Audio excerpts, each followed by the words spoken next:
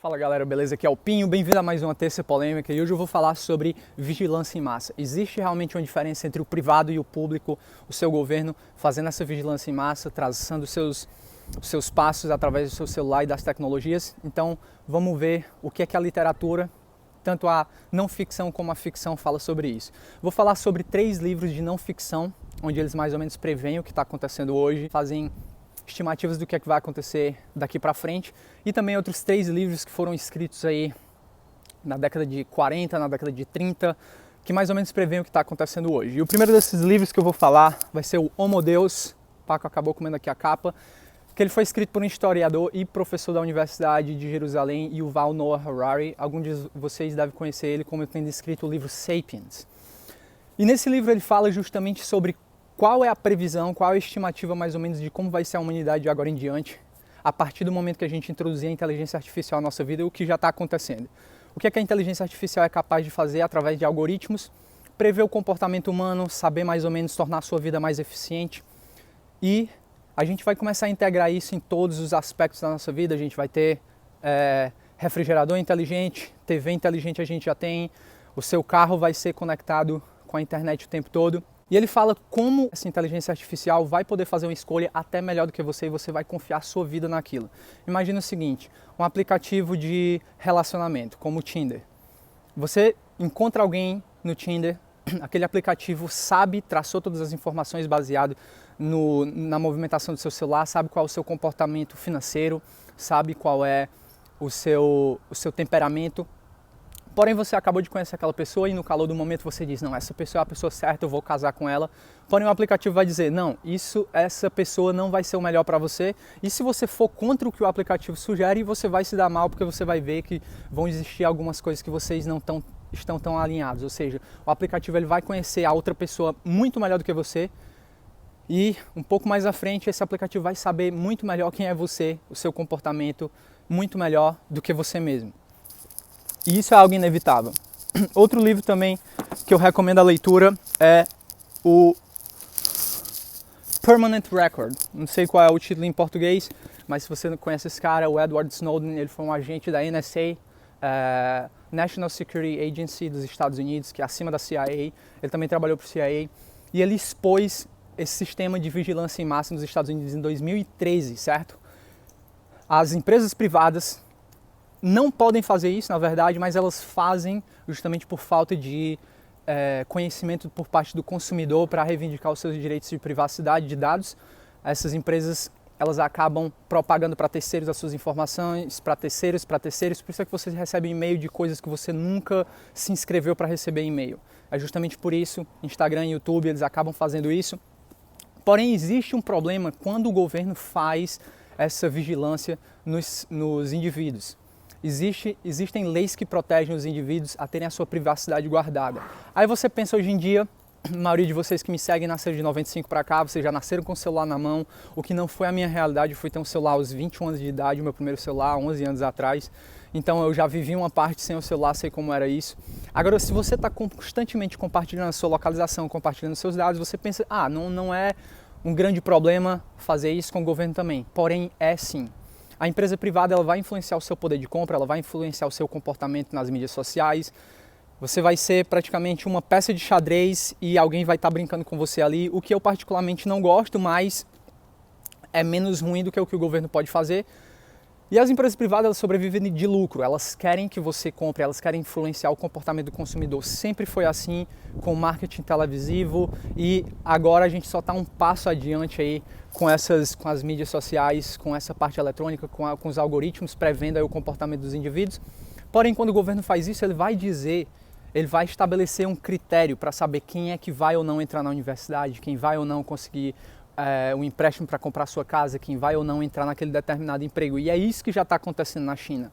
Não dá para confiar em todas as informações que vêm da China, porque é uma autocracia, é uma tirania, informação que sai de lá, eles não vão querer que todas as informações sejam espalhadas para o mundo. Por isso é que você não sabe muita coisa do que está acontecendo em Cuba, sobre a política de Cuba, você não sabe o que está acontecendo muito na Coreia do Norte, você não sabe muito sobre o Vietnã, e também a China é a mesma coisa, eles só vão divulgar os dados que eles querem.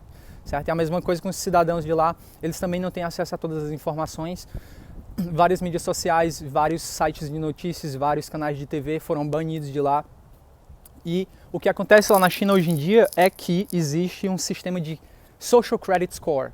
O que é esse Social Credit Score? Ele vai dizer qual é o seu crédito social. Existe hoje em dia o crédito financeiro, SPC e Serasa, alguém vai consultar para dizer se vai dar ou não o seu empréstimo para comprar aquele carro.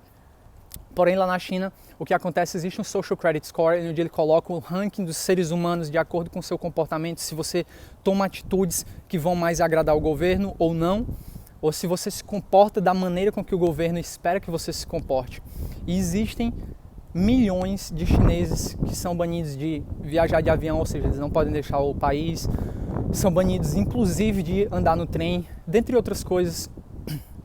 Então, o que o governo pode fazer? Ele vai controlar os aspectos da sua vida, porque ele não funciona à base de lucro, como as empresas privadas. O governo funciona à base de impostos. Então, o que são esses impostos? O nome já está dizendo, é algo que é imposto, você não tem escolha.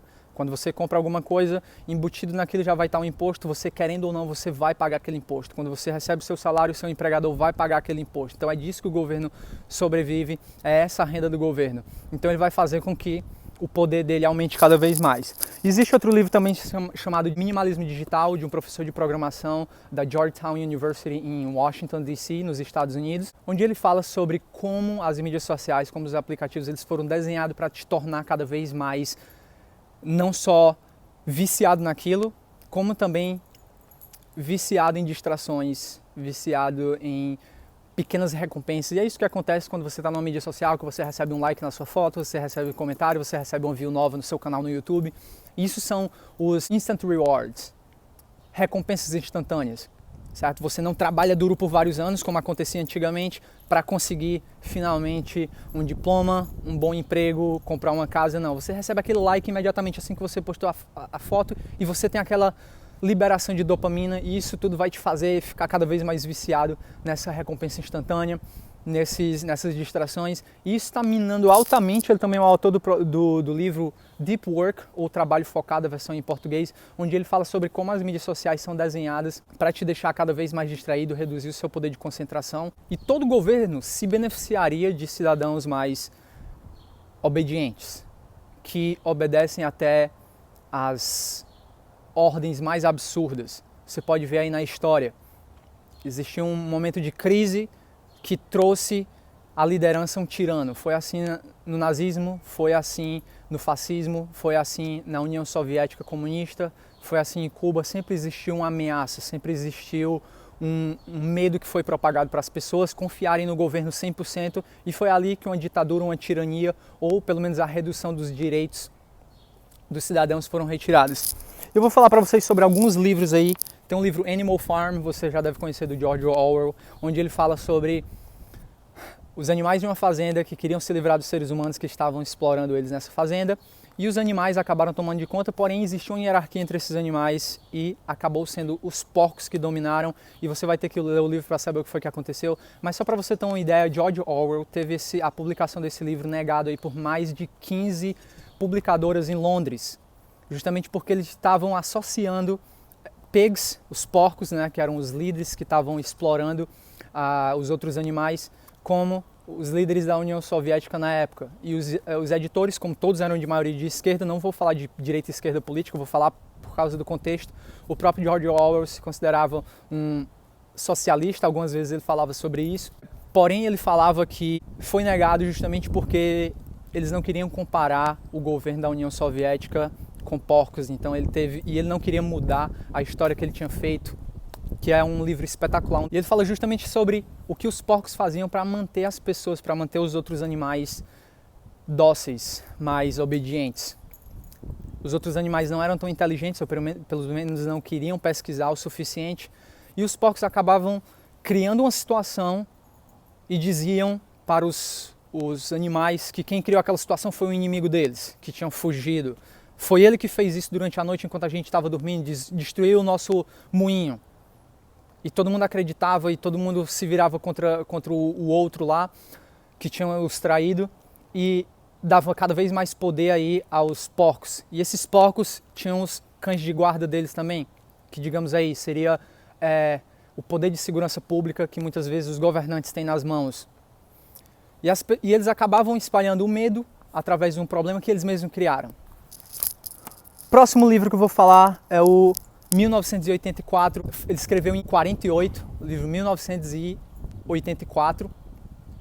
E ele prevendo aí o que é que ia acontecer, onde um grande líder mundial ia surgir e ia monitorar todos os passos de todos os seres humanos. E ele até, inclusive, pensou numa tela, como se fosse uma TV, uma tela que ao mesmo tempo que você assistia, você era vigiado por ela. E a analogia que eu faço isso é o seu celular, certo? O seu celular, você está olhando para ele, porém, o Edward Snowden mesmo falou que tudo que você consegue fazer no celular, alguém consegue acessar do seu celular. O governo tem condições de ligar o seu microfone, ligar a sua câmera, sem que você saiba disso. Tem como conseguir os seus dados, mesmo sem o consentimento da Apple, mesmo sem o consentimento da, digamos aí, quem forneceu o hardware, certo? E você tem que ler esse livro. Esse livro é um clássico e ele fala justamente muito sobre o que está acontecendo aqui. Então, se você não vê nenhum benefício do governo de estar espalhando medo, de estar controlando as pessoas, dá uma lida nesse livro que você vai entender um pouco. E o próximo livro é o Brave New World, do Aldous Huxley, que foi escrito na década de 30, Admirável Mundo Novo, a versão em português, onde ele fala sobre uma sociedade futurista, onde as pessoas baniram algumas coisas da sociedade, não existe mais família, não existe mais relacionamento amoroso entre duas pessoas, as pessoas estão cada vez mais obcecadas com a felicidade, ninguém consegue ficar triste. Se você ficar triste, se você ficar só, se você tiver um momento de tédio, automaticamente é momento de você tomar a sua droga. E eles inventaram uma droga chamada Soma, que é uma droga sem efeitos colaterais, uma droga que vai te dar um prazer instantâneo, ou seja, todos os seres humanos vão estar felizes, certo? E existe também um sistema de castas onde vão, em algum momento, desde a sua concepção, vão ser produzidos seres humanos que vão ficar no topo, que vão ficar no meio e que vão ficar na base aí dessa pirâmide da sociedade, onde cada um está satisfeito, ou seja, não precisa de polícia, não precisa de nenhum sistema para controlar as pessoas foram criadas para acreditar que onde elas estão é o melhor lugar para elas e não existe muita mobilidade social, dentre outras coisas. E tudo isso, você se pergunta o que é que isso tem a ver com vigilância em massa? Essa vigilância em massa vai ser o poder que vai ser dado para controlar cada um dos seus passos. Se alguém tem acesso a todas essas informações sobre você, em algum momento ela vai abusar disso. Seja para conseguir poder econômico, para fazer você comprar, para controlar a sua capacidade de escolha, seja para te controlar como indivíduo numa sociedade. E você pode falar, mas eu não tenho nada a perder, então eu vou dar a minha liberdade. Mas não pense dessa maneira. A gente expõe a nossa privacidade, a gente expõe o que a gente quer nas nossas mídias sociais, é a gente que escolhe, sou eu que escolho passar no YouTube, falar sobre isso aqui, postar parte da minha vida no Instagram, porém eu não quero que algo que é da minha vida privada, algo que é particular meu, eu não quero que algo vaze, eu não quero que ninguém tenha acesso a isso. Não porque eu estou fazendo nada de errado. Imagina o seguinte, como a comparação de uma mulher que sai na rua, que muita gente acreditava no passado, até hoje também algumas pessoas acreditam que conforme a mulher se veste, ela merece ser assediada na rua. Não, ela escolheu se vestir daquela maneira porque ela quer. E ninguém tem o direito de assediá-la por conta disso. Ela escolheu mostrar, porém você não tem o direito de chegar lá e querer ver algo mais do que ela não quer mostrar. Comparação meio aí, eu não sei se você vai entender um pouco dessa comparação, mas é isso que eu queria dar a ideia para vocês. Por enquanto pode não parecer nada de mal, você nasceu aí em 95 para cá, você já está acostumado em compartilhar seus dados, compartilhar sua privacidade, você não vê nada de mal nisso, mas uma vez que as pessoas têm acesso, o governo tem acesso a essas informações, em algum momento ele vai abusar dessas informações e não vai ser para o seu benefício. Na Austrália já está acontecendo, já estão mandando as pessoas utilizarem um aplicativo para traçar exatamente onde elas estão, para traçar aí o coronavírus. E eles dizem que por enquanto é opcional, porém se 60% das pessoas não fizerem isso, não baixarem o aplicativo, vai começar a ser obrigatório. E é sempre assim, eles colocam algo como opcional, você faz como quarentena, você fica em casa, é opcional. Daqui a pouco, quando as pessoas não seguem, lá vem o Dória falando que vai traçar os seus dados pelo celular e ele diz, não, a gente vai tornar anônimo, a gente não vai ter acesso a seus dados, saber quem é. mas é assim que começa. O fato é só, ele tem essa informação, ele tem a capacidade de saber quem é, quem é você e onde você está, ouvir o que você fala. Porém, ele diz que vai manter isso anônimo, porque também é a escolha dele, até quando ele quiser que isso seja anônimo. Então, a tecnologia ela trouxe vários benefícios para o ser humano, ela tornou a nossa vida, não posso negar o quanto ela tornou a nossa vida mais fácil. Porém, existe uma dicotomia aí, existe um equilíbrio entre demais, ceder demais as nossas informações, abrir mão da nossa privacidade, dos nossos direitos e colher esses benefícios dessas tecnologias.